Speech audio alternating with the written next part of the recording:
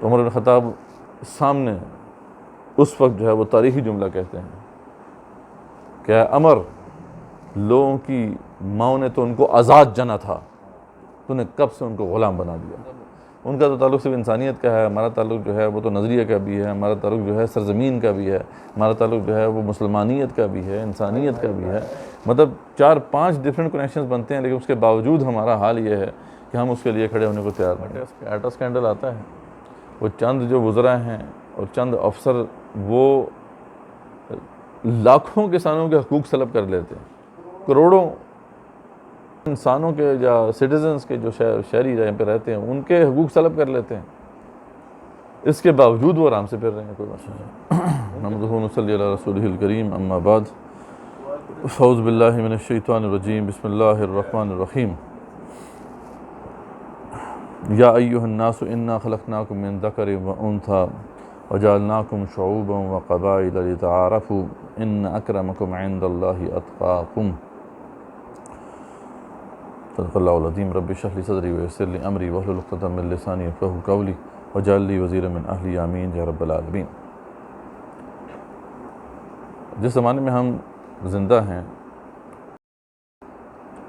حقوق کا زمانہ بھی کہا جاتا ہے، ایج آف رائٹس بھی کہا جاتا ہے، اس لیے یہ بہت ضروری ہے کہ ہم حقوق انسانی کے حوالے سے جو تصورات مغرب کے اندر پروان چڑھے ان کو بھی سمجھیں، اور پھر ہم یہ دیکھیں گے کہ اسلام اس کے بارے میں کیا کہتا ہے، کیونکہ یہ بہت بڑی طاقت ہے،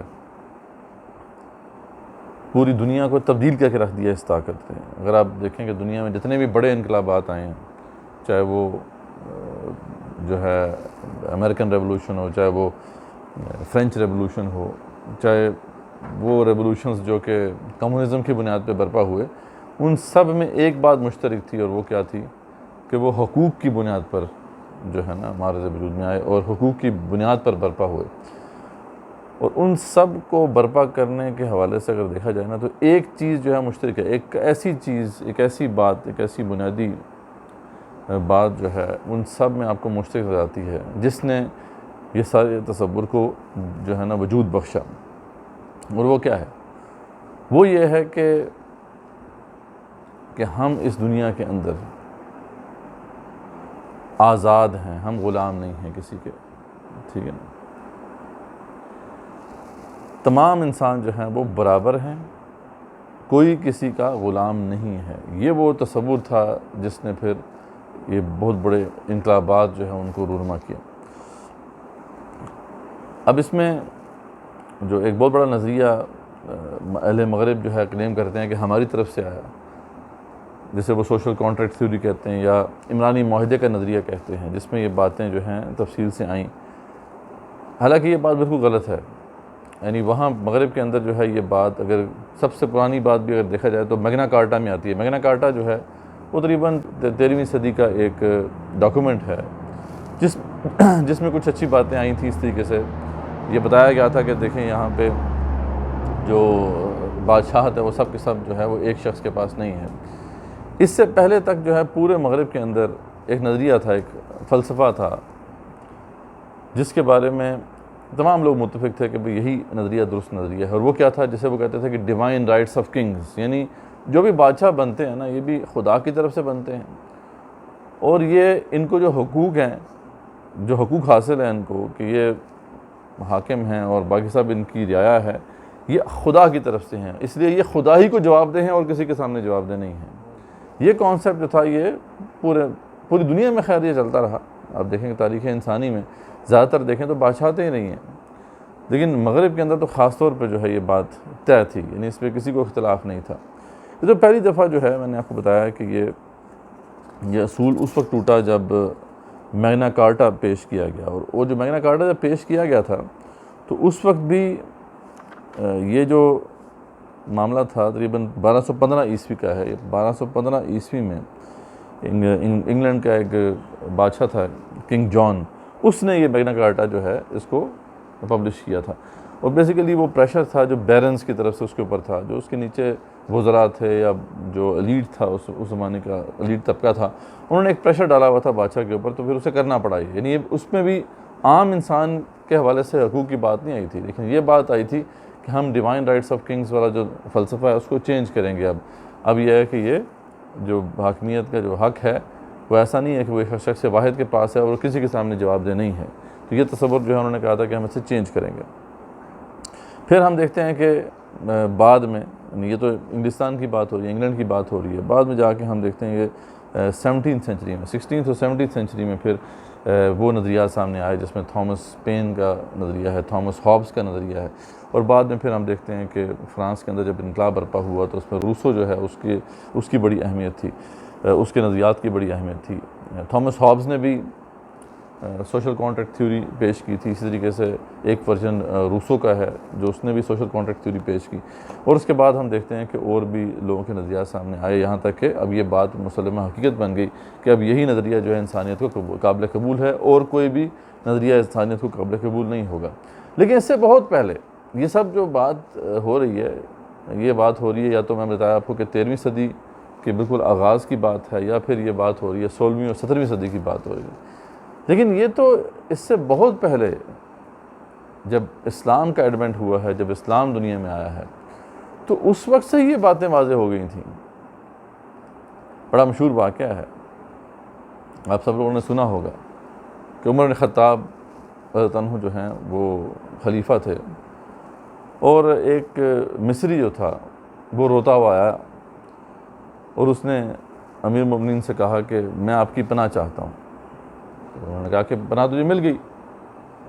پھر وہ کہتا ہے کہ آپ کے جو گورنر ہیں وہاں پر عمرو بن العاص رضی اللہ عنہ, ان کا جو بیٹا ہے اس کے ساتھ میری جو ہے نا وہ گھوڑے کی دوڑ تھی, اور جب میں وہ دوڑ جیت گیا تو عمرو بن العاص کے بیٹے نے مجھے مارنا شروع کیا اور مجھے بہت مارا, اور وہ مارتے ہوئے کہتا تھا کہ میں جو ہے ابن الاکرمین ہوں, میں دو یعنی مکرم لوگوں کا جو ہے بیٹا ہوں.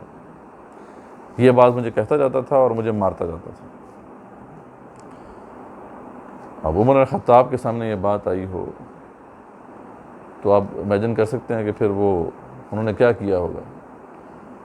انہوں نے قاصد بھیجا اور دونوں کو بلایا, صرف ان کے بیٹے کو نہیں, باپ کو بھی بلایا, بیٹے کو بھی بلایا. جب وہ دونوں وہاں پہنچے, پہلے تحقیق کر لی, ذریعہ بات ہے ان کا ایک طریقہ کار تھا, اور ایک بہت بڑے صحابی ہیں, ان کا انشاءاللہ سیپریٹ سے ہم جو ہے نا کور کریں گے ان کے بارے میں بات کریں گے. محمد بن مسلمہ رضی اللہ عنہ, یہ ایسے صحابی تھے کہ ان کو جو دیکھ لیتا تھا نا کوئی بھی گورنر تو اس کا خون خشک ہو جاتا تھا. وہ تھے محاسب, جو اکاؤنٹیبلٹی یعنی نیب جیسے یہاں پر ہے نیشنل اکاؤنٹیبلٹی بیورو, تو اس وقت کا جو اکاؤنٹیبلٹی کا جو سب سے بڑا بندہ تھا نا وہ محمد بن مسلمہ تھے. بہت بڑے صحابی ہیں محمد بن مسلمہ رضی اللہ عنہ, بہت بڑے صحابی ہیں. یعنی یہ ان کا جو رول ہے یہ رسول صلی اللہ علیہ وسلم کے زمانے سے ہے. یعنی آپ صلی اللہ علیہ وسلم نے خود ان کو زکوٰۃ کی وصولی پہ مامور کیا تھا, تو یہ خاص طور پہ ان کو پہلے بھیجتے تھے, وہ پوری تحقیق کرتے تھے, پھر آ کے رپورٹ آتی تھی, پھر وہی جاتے تھے اور جا کے پھر لے کے آتے تھے. تو وہ ساری تحقیق کروائی عمر بن خطاب رضی اللہ عنہ نے, اور پتہ لگا کہ بالکل بات صحیح ہے, گواہ بھی موجود ہیں. انہوں نے بلا لیا باپ کو بھی اور بیٹے کو بھی, اور جب دونوں آئے پہلے تو بیٹے کو کہا کہ پکڑ کے باندھ دو اس کو باندھا گیا ایک تنے کے ساتھ, اور وہ بیٹھا ہوا تھا وہاں پہ, وہ جو مصری تھا, اسے کوڑا پکڑایا, کہا کہ مارو اسے, اب اسے مارو جب تک کہ تم جو ہے نا سیٹسفائی نہیں ہو جاتے, ہم دیکھیں گے تم مار, اور تو نے مارتے ہوئے جو ہے یہی کہنا ہے کہ یہ ابن الاکرمین ہے نا, یہ ابن الاکرمین ہے, اس کو مارو. تو مارتا گیا یہاں تک کہ جب اس نے اچھی طریقے سے اس کی ٹھکائی کر دی تو اس کے بعد انہوں نے ایسی بات کہی کہ صحابہ بھی چونک گئے رضوان اللہ تعالیٰ علیہ. اس سے کہتے ہیں تو نے مار لیا اسے؟ میں نے مار لیا. اب یہ کوڑا پکڑو اور اس کے باپ کے سر پہ مارو اور مارنا شروع کرو. وہ مصری جو تھا اس نے کہا یا امیر المومنین, میرا ان کے والد صاحب سے تو کوئی مسئلہ نہیں ہے, ان کے بیٹے نے میرے سے زیادتی کی تھی, میں نے پورا کر لیا, میں نے اپنا جو ہے حساب پورا کر لیا.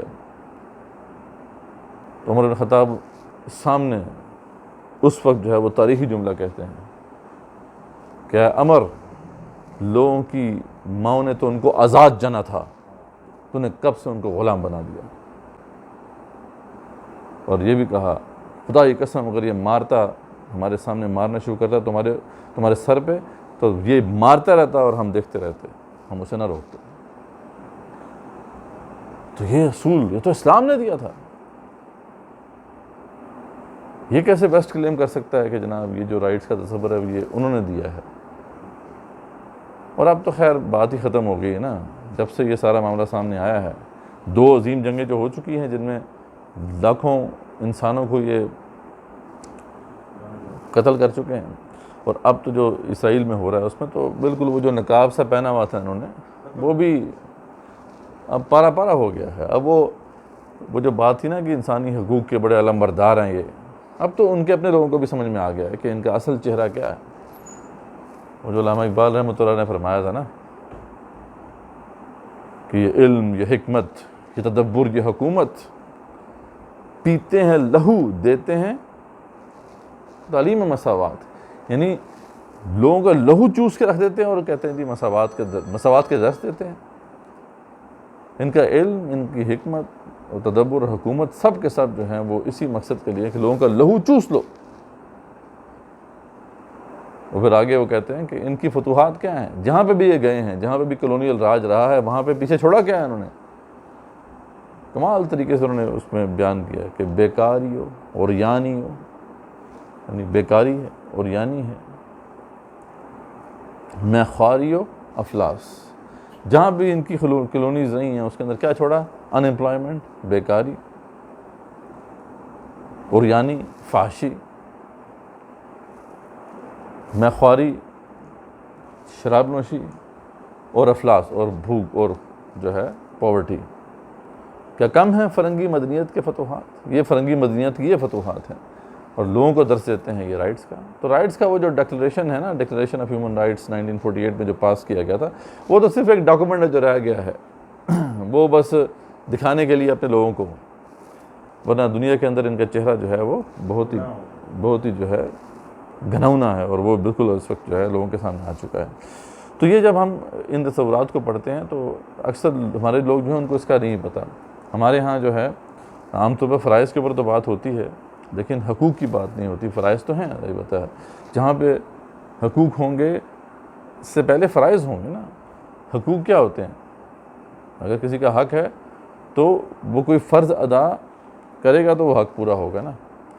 تو اس لیے اسلام کا جو تصور ہے اس کے اندر حقوق و فرائض کا ایک معاملہ ہے، جو تمام جتنے بھی ہمارے انسانی کنیکشنز ہیں، انسانی لین دین کے معاملات ہیں، ان کے اندر سب جگہ پہ آپ دیکھیں گے تو حقوق و فرائض کا ہی معاملہ ہے۔ ہم اپنے تمام کنیکشنز یا تمام جو ہیں اپنے تعلقات کے اندر حقوق و فرائض کے اندر جکڑے ہوئے ہیں۔ اور اس لحاظ سے دیکھا جائے تو اسلام نے صرف یہ کچھ پرنسپلز نہیں دیے کہ لوگ بس چاہیں تو ان کو مان لیں چاہیں نہ مانیں۔ اسلام ان کو باقاعدہ اوبلیگیشنز قرار دیتا ہے، ان کو لازم قرار دیتا ہے، اور کوئی اگر ان کو وائلیٹ کرے گا تو دنیا میں بھی اس کے لیے سزا رکھی گئی ہے اور آخرت میں بھی سزا رکھی گئی ہے۔ تو اسلام کا جو تصور ہے وہ بہت زیادہ سپیریئر ہے ان کے نظریات سے۔ اس بات کو ہمیں اپنے سامنے رکھنا چاہیے کہ یہ جو تصور ہے حقوق انسانی کا، یہ اصل میں اسلام نے دیا تھا، اور بعد میں پھر ویسٹ کے اندر چونکہ یہ اس کو جو ہے کافی ترویج ہوئی اس کی، اور اس نے پوری دنیا کو چینج کر دیا۔ لیکن یہ انفارچونیٹ معاملہ ہے کہ آج وہ سبق جو انہوں نے پڑھ لیا، ہم وہ سبق بھول گئے ہیں۔ آج ہم وہ سبق جو ہے خود نہیں پڑھتے نہ پڑھاتے ہیں۔ یہ ان حقوق کے حوالے سے ہمارا شعور کتنا ہے ہی نہیں۔ اب یہاں پر آٹا اسکینڈل آتا ہے، وہ چند جو وزراء ہیں اور چند افسر وہ لاکھوں کسانوں کے حقوق سلب کر لیتے ہیں۔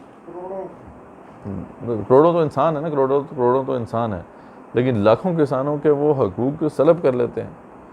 کروڑوں انسانوں کے یا سٹیزنز کے جو شہری یہاں پہ رہتے ہیں ان کے حقوق سلب کر لیتے ہیں۔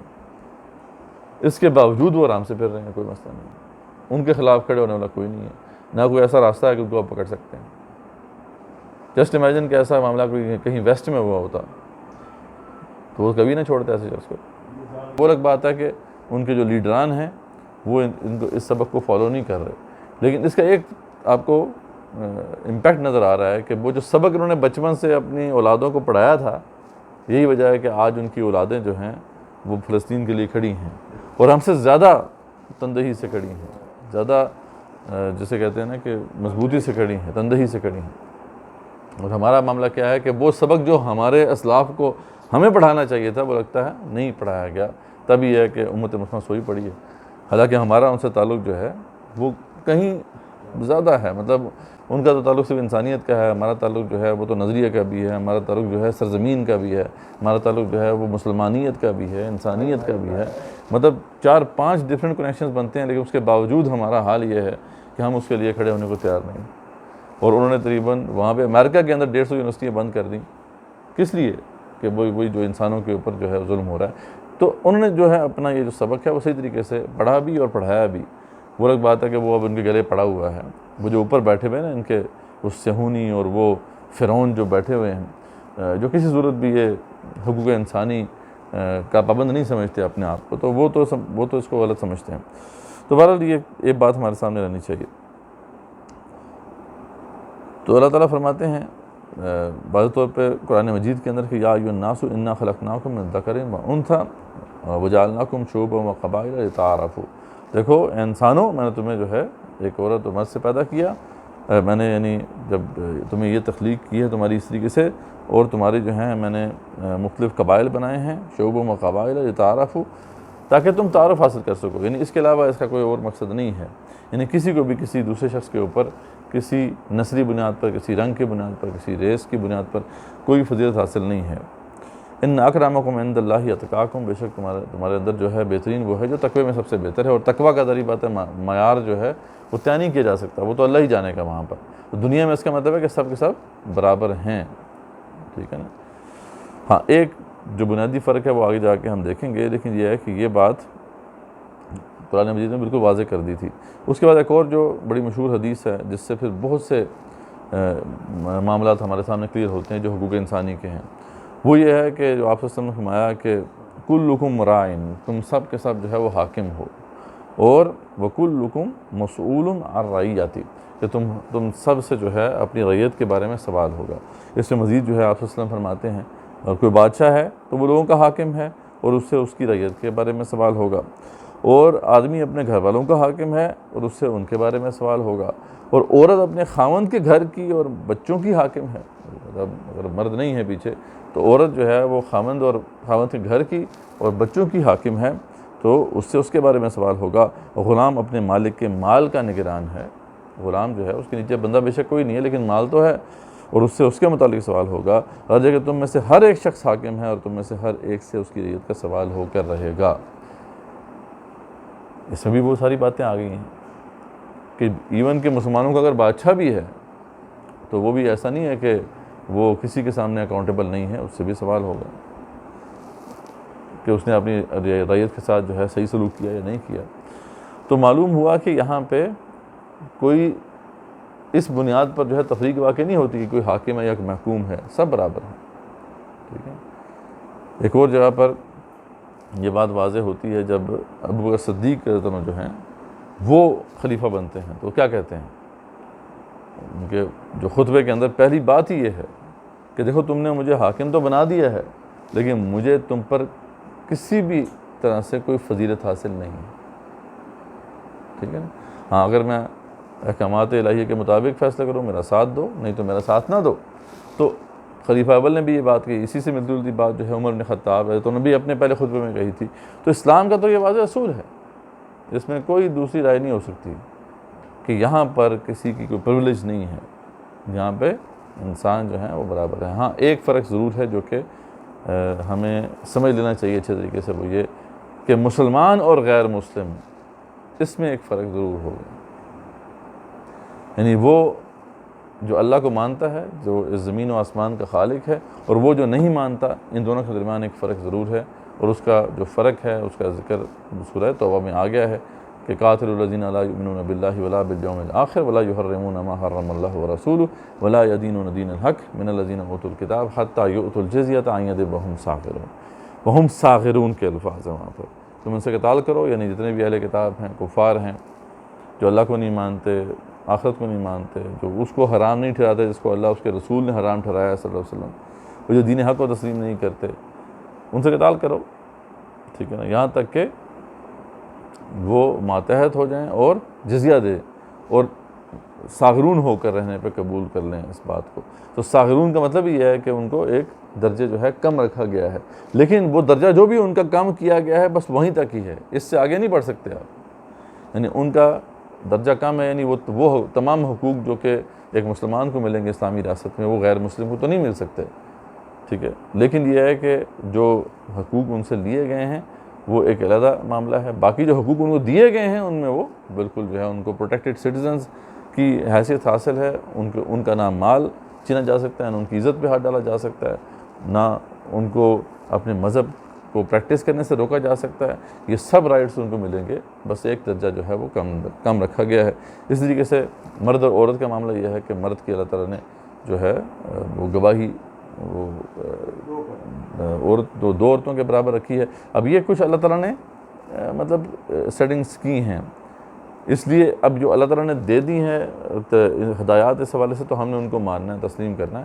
ہاں اس کے اندر برابری نہیں ہو سکتی، لیکن جتنا ان کو دیا گیا ہے وہ پھر پروٹیکٹڈ ہے، اور اسی والے سے جو ہے اگر آپ دیکھیں گے کہ جن کی کچھ رائٹس کم کیے گئے ہیں تو ان کی رسپانسبلٹیز بھی اس حساب سے کم کر دی گئی ہیں۔ تو یہی بات ہے نا کہ جب ہم حقوق کو ہی دیکھتے رہیں گے اور ہم اوبلیگیشنز کو نہیں دیکھیں گے تو پھر جو ہے کہ ہمیں اس بات کا اسی طریقے سے پتہ نہیں چلے گا۔ تو جہاں حقوق ہیں وہاں پر فرائض بھی ہیں۔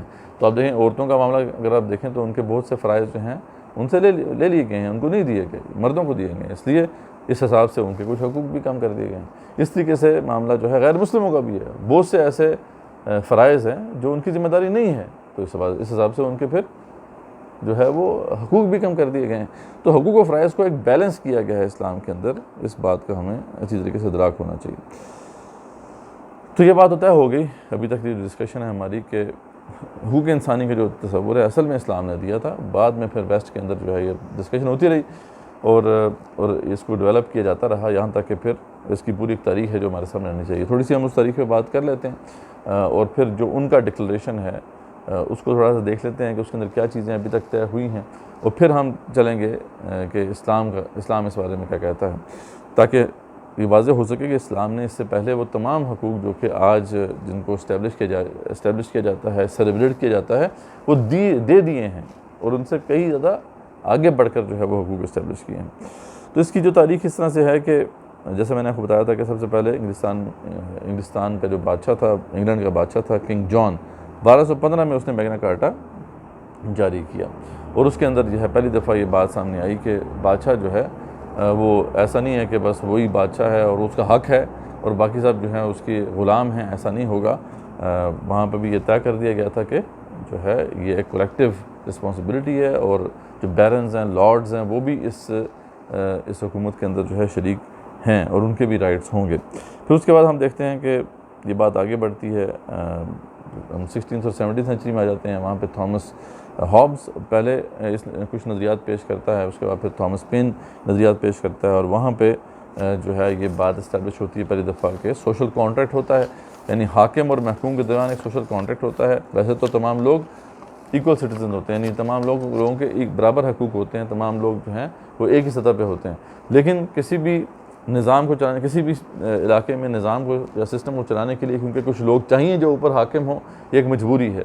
تو اس لیے جو بھی حاکم بنے گا، ایک تو یہ ہے کہ وہ مسلمانوں کی جو بھی انسان ہے وہاں رہتے ہیں اس معاشرے میں، ان کی اجازت سے بنے گا، ان کے کنسنٹ سے بنے گا، اور جب بھی وہ بنے گا تو وہ کچھ کانٹریکٹ کرے گا، وہ ایک معاہدہ کرے گا اپنی رعایا کے ساتھ، کیونکہ یہاں پہ کچھ حقوق ایسے ہیں، البتہ میرا بھی حق ہے کہ میں یہاں پر حاکم ہوں، آپ کا بھی حق ہے حاکم ہوں، یعنی وہ انسانیت کے تناظر میں بات ہو رہی، کیونکہ اسلام کے تناظر میں یہ بات نہیں ہے۔ حاکمیت اسلام کے تناظر میں صرف اللہ کا حق ہے، ہمارے پاس اگر ہے تو خلافت ہے، ہمارے پاس اگر ہے تو نیابت ہے، لیکن نیابت بھی میرے اور آپ کی یا کسی ایک خاندان کے یا کسی ایک خاص فرد کے پاس نہیں ہے۔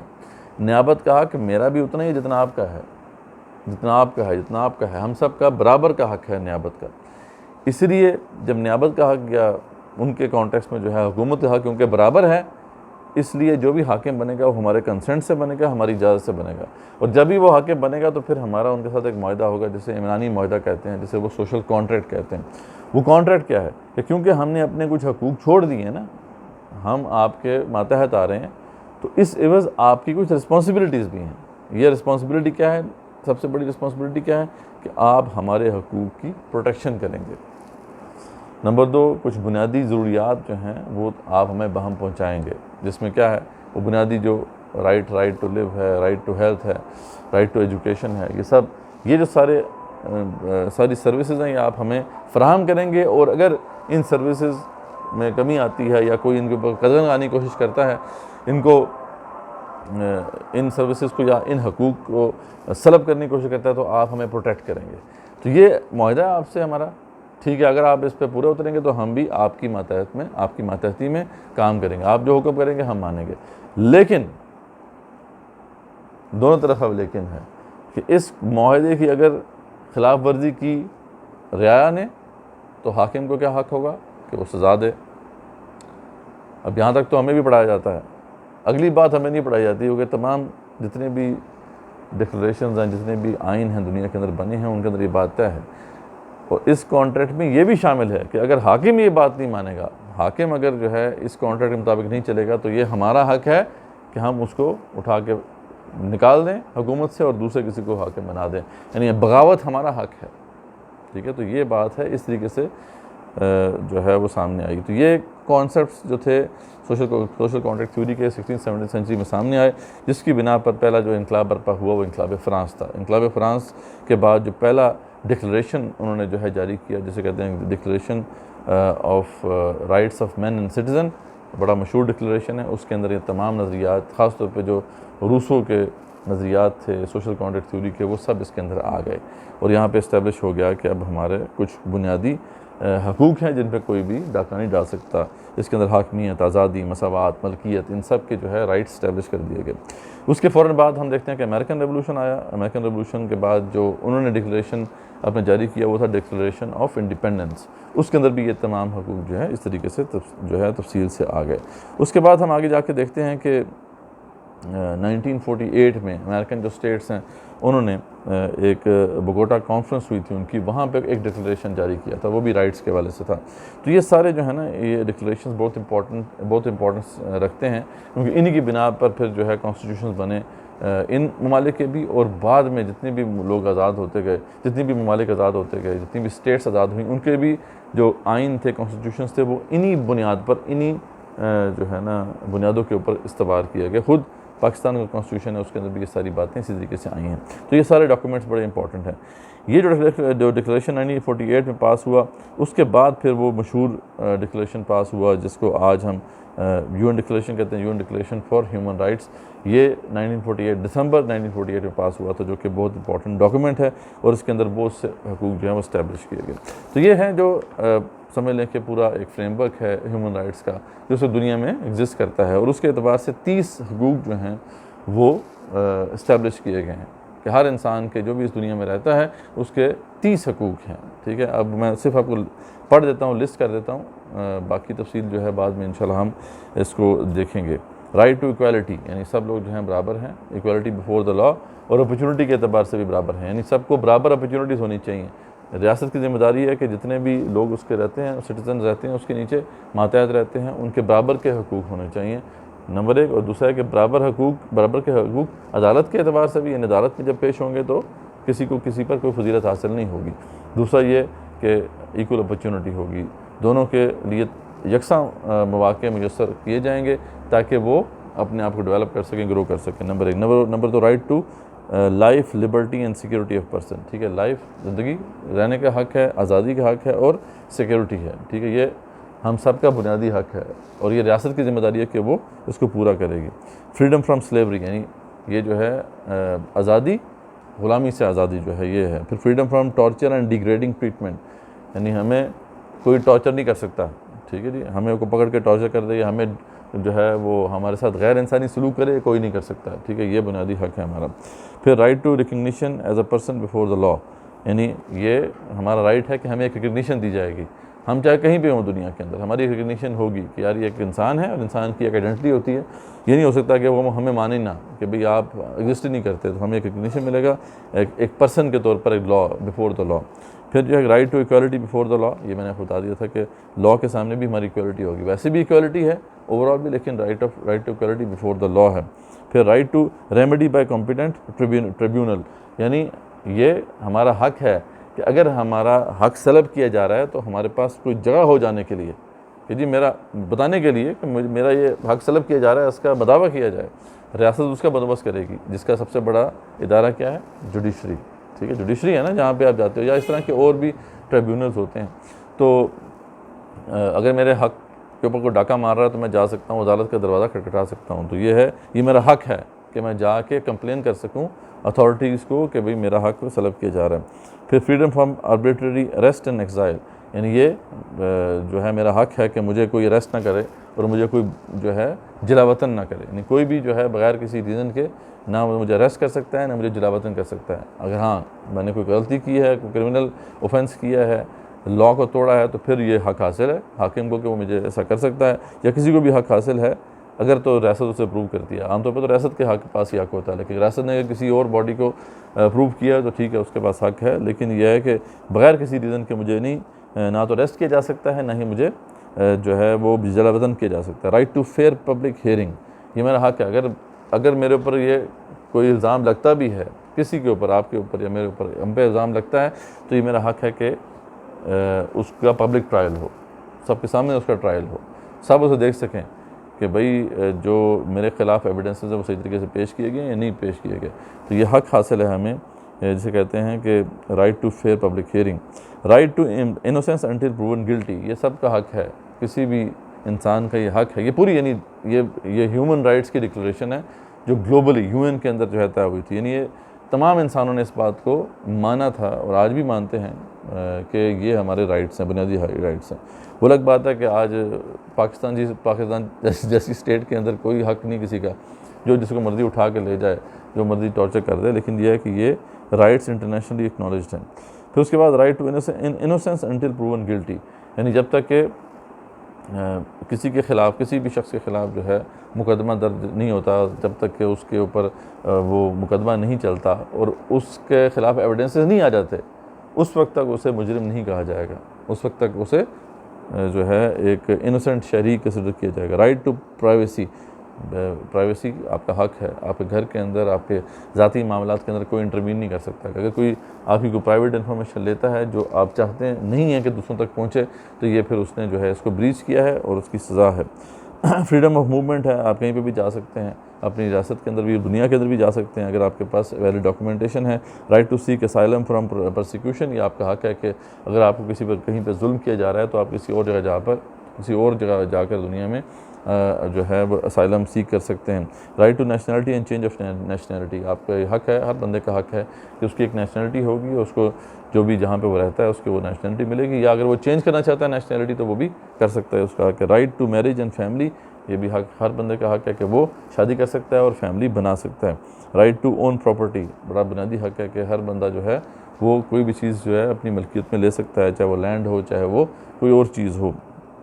فریڈم آف تھاٹ، کانشینس اور ریلیجن، یعنی یہ ہر بندے کا حق ہے کہ وہ آزادانہ سوچ سکے، وہ سوچ بھی اس کی آزاد ہو، اس کا ریلیجن بھی وہ پریکٹس کر سکے اور جو بھی اس کی سوچ ہے اس پہ رہ سکے، یہ حق ہے. Freedom of opinion and expression, ہر بندے کا حق ایسا کہ جو بھی اس کا اوپینین ہے وہ رکھ بھی سکتا ہے، اس کو ایکسپریس بھی کر سکتا ہے، چاہے وہ کسی قسم کا بھی اوپینین اور ایکسپریشن ہو.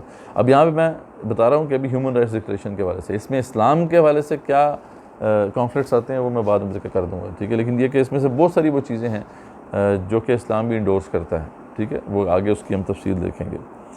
پھر اس کے بعد right to peaceful assembly and association, ہر بندہ جو ہے وہ اکٹھے ہو سکتا ہے، آرگنائزیشن بنا سکتا ہے، کلب بنا سکتا ہے، کوئی بھی یعنی اکٹھے ہونے پہ کوئی پابندی نہیں لگائی جا سکتی. Right to participate in government and equal access to public service, ہر بندے کا حق حاصل ہے کہ وہ گورنمنٹ کے اندر، جو گورنمنٹ ہے اس کے اندر پارٹیسپیٹ کر سکتا ہے ووٹ کے ذریعے سے، اور الیکشن میں کھڑے بھی ہو سکتا ہے، وہ اس پروسیس کا حصہ بھی بن سکتا ہے، اور وہ equal access to public service, جتنی بھی سروسز ہیں ان کو اس کی جو ہے اس کو اس کا ایکسیس ملنا ضروری ہے.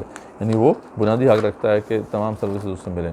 پھر right to social security and to realization of the economic social and cultural rights, یعنی جو یہ اس کا حق ہے کہ وہ اگر ونریبل ہو جائے، مطلب بوڑھا ہو جائے تو پھر اس کو پینشن ملے، بوڑھا ہو جائے تو اس کو ہیلتھ سروسز ملنی چاہیے، یا کوئی معذور ہے تو اس کو یہ ساری سروسز ملیں، یا اگر کوئی جاب لیس ہے تو اسے کچھ نہ کچھ سیکیورٹی ملے، کچھ حکومت کی طرف سے جو ہے کوئی ایسا نیٹ ہو جس میں اس کی دسترسی کی جا سکے، تو یہ اس کا حق ہے، یعنی یہ بھی انٹرنیشنلی اسٹیبلشڈ ہے۔ Right to work to free choice of employment and to just and favourable conditions of work, ہر بندے کا حق حاصل ہے کہ وہ جاب کر سکتا ہے، کسی بھی جگہ پر جاب کر سکتا ہے، اور اس کی جو کنڈیشنز ہوں گی کام کی وہ بہتر ہونی چاہیے، وہ خراب نہیں ہونی چاہیے۔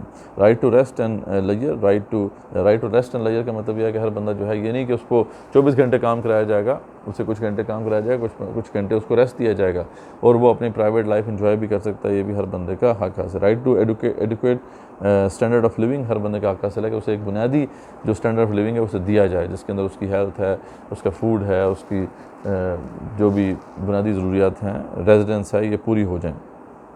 پھر ہم دیکھتے ہیں کہ رائٹ ٹو ایجوکیشن ہے، سمپل ہے، right to cultural participation in the advancement of culture, یعنی کوئی بندہ جو ہے پارٹیسپیٹ کر سکتا ہے کسی کلچرل ایکٹیویٹی کے اندر اور اس کو انہینس بھی کر سکتا ہے۔ Right to participate in the communities culture artistic and scientific life, یعنی ایک تو ہے کہ اپنے کسی کلچر کے ساتھ اس کا اٹیچمنٹ ہے، وہ اس کے مطابق پارٹیسپیٹ کر سکتا ہے، یا کسی کلیکٹیو کلچر کا حصہ ہے اس میں وہ پارٹیسپیٹ کرنا چاہتا ہے، اسے نہیں روکا جائے گا، یعنی ایسا نہیں ہو سکتا کہ بھئی یہ ہمارا خاص یہ جو ایک تہوار ہے، یہ ہمارا خاص تہوار ہے، اس میں کوئی اور نہیں آ سکتا، بندہ اگر پارٹیسپیٹ کرنا چاہتا ہے وہ پارٹیسپیٹ کر سکتا ہے، اس میں کوئی اسے روک نہیں سکتا۔ Right to social order that recognises rights, social order جو ہے اس کا حق ہے کہ اس کا ایک ایسا سوشل آرڈر رکھا جائے جہاں پہ اس کے حقوق پورے ہو سکیں۔ Community duties essential to free and full development, اور اس کی پھر ڈیوٹیز بھی ہیں، یہاں پہ آگے رائٹس کی بات آ گئی اور اب آگے اس کی کچھ ڈیوٹیز بھی ہیں تاکہ وہ اپنی free full development of the society کے لیے کام کر سکے، اور freedom from arbitrary interference in these rights, اور یہ اس کو حق حاصل ہے کہ کوئی بھی جو ہے اس کے ان بنیادی حقوق کے اوپر قدغن نہیں لگا سکتا۔ یہ ہے جی وہ ڈکلیریشن آف ہیومن رائٹس جو کہ اس وقت دنیا میں رائج ہے۔ ہاں، اس کے اندر کچھ کانفلکٹس ہیں جو اسلام کے مطابق ہیں، وہ ہم ڈسکس کر لیتے ہیں، لیکن اوورآل جو ہے آپ کے سامنے یہ بات نظر آ رہی ہے کہ اس میں کوئی بھی ایسی بات نہیں ہے کہ جو اسلام کے بالکل خلاف ہو۔ ہاں، کچھ ایسی باتیں ضرور ہیں جہاں پہ اسلام نے کچھ لمٹس رکھی ہیں، جیسے سب سے بڑا جو کانفلکٹ آتا ہے ہیومن رائٹس کے اس تصور کا اسلام کے ساتھ، وہ کیا ہے؟ فریڈم آف ریلیجن کے اندر۔ فریڈم آف ریلیجن کے اندر اسلام اس بات کو انڈورس کرتا ہے کہ اسلام کے ماتحت جو بھی غیر مسلم رہیں گے وہ اپنا دین پریکٹس کر سکتے ہیں، ٹھیک ہے، لیکن مسلمان اگر کوئی اسلام چھوڑتا ہے تو پھر اس کو قتل کرنے کا حکم ہے۔ اب یہ بات پھر یہ نہیں تسلیم کرتے، یہ تو کہتے ہیں بھی اس کو حق حاصل ہے، وہ آپ کے اسلام کے اندر ہے، اگر آپ کے ریلیجن کو وہ فالو کر رہا ہے، اس کو چھوڑ کے کسی اور ریلیجن کو اگر وہ فالو کرنا چاہتا ہے تو آپ کو کیا مسئلہ ہے؟ یہ تو اس کا حق ہونا چاہیے، لیکن اسلام اس حق کو قبول نہیں کرتا۔ اس کی بھی ریزنز ہیں، اس کے ریزن کیا ہے کہ اللہ تعالیٰ نے اس دنیا کو بنایا ہے، اس لیے اس کا یہ فیصلہ ہے کہ جو اسلام میں آ گیا ہے وہ آسانی سے نہ نکلے، کیونکہ وہ بیوقوف ہے، نادان ہے، جب اسلام کو چھوڑ رہا ہے تو وہ نادان ہے، اور نادان کو آپ جو ہے ایسا فیصلہ نہیں کرنے دیتے۔ جیسے فار ایگزامپل خودکشی کے اوپر یہ بڑی بحث ہے پوری دنیا میں کہ کیا خودکشی کی اجازت ہونی چاہیے یا نہیں ہونی چاہیے۔ ایک بندہ کہہ رہا ہے میری لائف ہے، میں ختم کرنا چاہتا ہوں، میں کسی کو نہیں تنگ کر رہا، تو کیا اس کو یہ حق دیا جا سکتا ہے؟ تو جتنی بھی دنیا میں اسٹیٹس ہیں یا ممالک ہیں، میجورٹی اس کی قائل ہیں کہ اس کو یہ حق نہیں دیا جا سکتا، وہ نادانی میں ہے اس وقت، کیونکہ وہ اپنے ایک بنیادی حق کو جو ہے چھوڑ رہا ہے نادانی کے اندر، اس لیے اس کو روکا جائے گا۔ تو جب ایک بندے کو خودکشی کرنے سے روکا جا سکتا ہے تو ایک بندے کو ریلیجن چینج کرنے سے تو روکا جا سکتا ہے کہ نہیں روکا جا سکتا ہے۔ تو یہاں پہ اسلام جو ہے اس تصور کو قبول نہیں کرتا جو کہ ویسٹ کے اندر پڑھایا جاتا ہے۔ پھر ہم دیکھتے ہیں کہ دوسرا جو مسئلہ ہے وہ مساوات مرد و زن کا ہے۔ اسلام یہ بات کرتا ہے کہ بالکل آزاد ہیں، مرد بھی آزاد ہیں، عورت بھی آزاد ہیں، اور دونوں میں برابری ہے ہر لحاظ سے، لیکن کچھ چیزوں میں جو ہے اللہ تعالیٰ نے نظام دنیا چلانے کے لیے مرد کو ایک درجے عورت پر فضیلت دی ہے، جیسے گواہی کے معاملات ہیں، جیسے انہیریٹنس یا وراثت کے معاملات ہیں۔ تو یہاں پر جو ویسٹ جو western concept of human rights ہے وہ اس کو کسی ایکسیپٹ نہیں کرتا، بلکہ یہ کانفلکٹ ہے ہمارا ان کا۔ پھر فریڈم آف ایکسپریشن ہے، جو ہے اظہار کی آزادی کا معاملہ ہے، اس میں بھی اسلام کہتا ہے کہ آپ اظہار کر سکتے ہیں، مسئلہ نہیں ہے، لیکن آپ اللہ تعالیٰ، رسول صلی اللہ علیہ وسلم دین اسلام کی جو بنیادیں ہیں ان کے خلاف اظہار رائے نہیں کر سکتے. یہاں پہ وہ کہتے ہیں بھی کیوں نہیں کر سکتے, ان کو اجازت ہونی چاہیے. ویسٹ میں تو انہوں نے کوئی رکھا نہیں نا, اس کی سینکٹیٹی نہیں رکھی ہے. کوئی بھی شخص جو ہے وہ اٹھ کے کسی بھی مذہب کو جو ہے وہ نشانہ بنا سکتا ہے. اسلام کہتا ہے نہ صرف یہ ہے کہ اسلام کی جو بنیادی چیزیں ہیں یا متبرکات ہیں ان کے خلاف بات نہیں ہوگی, بلکہ غیر مسلموں کی جو چیزیں ہیں ان کے خلاف بھی بات نہیں ہوگی. یعنی ہم تو کہتے ہیں نا عیسیٰ علیہ السلام کے خلاف بھی اگر وہ بات کرتا ہے تو بھی بلاسفیمی کر رہا ہے. تو یعنی اسلام اس حوالے سے قدغن لگاتا ہے, ایک لمٹ لگاتا ہے. اس طریقے سے پنشمنٹس اور کرمنل لاء کے حوالے سے کچھ کانفلکٹس ہیں, کیونکہ اسلام میں کچھ ایسی سزائیں ہیں جن کو یہ وحشیانہ کہتے ہیں کہ یہ سزائیں تو نہیں ہونی چاہیے. جو western concept of human rights کے بالکل خلاف ہے, کہتے ہیں کہ یہ ہیومن ڈگنیٹی کے خلاف ہے, یہ تو ہیومن ڈگنیٹی کے خلاف ہے. اسلام بہرحال اس کو کہتا ہے کہ ٹھیک ہے, اس طرح رجم کی سزا ہے, اسلام اس کو انڈورس کرتا ہے, جبکہ یہ کہتے ہیں کہ یہ تو ہیومن ڈگنیٹی کے خلاف ہے. تو یہ ایسی بات نہیں ہے. اسلام جو ہے وہ کہتا ہے کہ ہیومن ڈگنیٹی کے خلاف نہیں ہے, بلکہ یہ ضروری ہے ان کو ایسی سزا دینا تاکہ اس کے ذریعے سے جو ہے معاشرے میں امن و امان رہے. اور پھر جو نان مسلم, جیسے میں نے بتایا تھا آپ کو کہ غیر مسلم اگر ہیں تو ان کو برابر کے حقوق حاصل نہیں ہیں. ٹھیک ہے, وہ ماتحت رہیں گے, جزیہ دیں گے, اور بہت سی ایسی چیزیں ہیں جو کہ وہ نہیں کر سکیں گے جو کہ ایک مسلمان کر سکتے ہیں. تو یہ چیز جو ہے ایک کانفلکٹ کی ہے. اور پھر اس کے بعد جو یہ کتنی ہوگی, 2 3 4 5 چھٹی چیز ہے. چھٹی چیز یہ ہے کہ freedom to marry and family rights. اب اس کے اندر بھی بڑی بنیادی جو ہے فرق ہیں. تو اسلام جو ہے وہ تو کہتا ہے کہ بھی آپ شادی کر سکتے ہیں, ٹھیک ہے, طلاق بھی دے سکتے ہیں, لیکن یہ ہے کہ ایسا نہیں ہو سکتا کہ عورت جو ہے کسی نان مسلم سے شادی کر لے. ٹھیک ہے, ان کا تو مسئلہ نہیں ہے کہ ان کہتے ہیں کہ مرد ہو یا عورت ہو, سب کو یکساں حق حاصل ہے کہ وہ کسی سے بھی شادی کر سکتے ہیں. اسلام کہتا ہے نہیں, اگر کوئی نان مسلم اگر مسلمان عورت ہے وہ کسی نان مسلم مرد سے شادی نہیں کر سکتی. حالانکہ جو ہے یہاں پہ ویسٹ کے اندر یہ بات مانی جاتی ہے کہ یہ اس کا حق ہے. تو اس طریقے سے یہ کچھ ایسے کانفلکٹس ہیں جو اسلام نے اسٹیبلش کیے ہیں. لیکن باقی جو چیزیں ہیں وہ آپ نے دیکھا ہے کہ اس کے اندر بہت ساری چیزیں ہیں جو اسلام بھی انڈورس کرتا ہے. تو انشاءاللہ نیکسٹ جو لیکچر ہوگا ہمارا, اس میں ہم دیکھیں گے کہ اسلام کہاں پر جو ہے, یعنی قرآن و سنت سے ہم دیکھیں گے دلائل کے ساتھ کہ کس جگہ پر اسلام کے اندر جو ہے ان حقوق کو اسٹیبلش کیا گیا, اور کس جاندار طریقے سے ان کو اسٹیبلش کیا گیا ہے. کہ ویسٹ کے اندر بھی بس ایک پرنسپلز ہی ہیں یہ, حالانکہ اسلام جو ہے ان کو ایک باقاعدہ اوبلیگیشنز کے طور پہ پیش کرتا ہے. تو انشاءاللہ اس پہ ہم بات کریں گے. آج ہم نے کوشش کی ہے کہ حقوق انسانی کے جو سارا کانسیپٹ ہے جیسا کہ ویسٹ کے اندر ایگزسٹ کرتا ہے اس کو بھی دیکھیں, اور اس سے اسلام کس حد تک جو ہے وہ ڈیفرنٹ ہے. اسلام کا تصور حقوق انسانی اس کا بھی ہم نے دیکھا ہے, ایک اندازہ ایک جو ہے انالیسس آپ کے سامنے رکھا ہے. انشاءاللہ پھر نیکسٹ لیکچر میں جو ہے اس کی مزید تفصیل آپ کے سامنے آئے گی. جزاکم اللہ خیر.